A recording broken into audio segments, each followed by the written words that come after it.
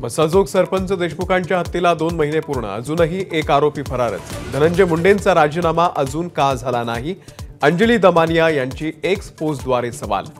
मुंडेंच्या विरोधातील पुरावे केंद्रीय संस्थांना पाठवल्याची माहिती।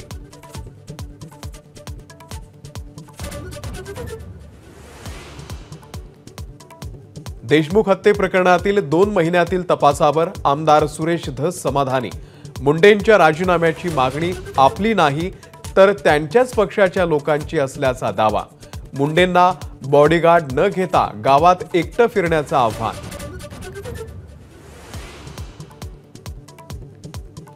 सोमनाथ सूर्यवंशीच्या कोठडीमधील मृत्यू प्रकरणामध्ये एका अधिकाऱ्यासह 3 पोलीस निलंबित।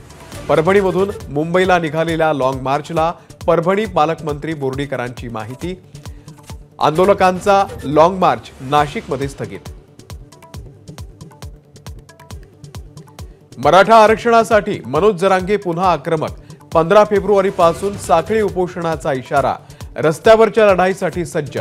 फडणवीसांवरही हल्लाबोल। एबीपी माझा, उघडा डोळे बघा नीट।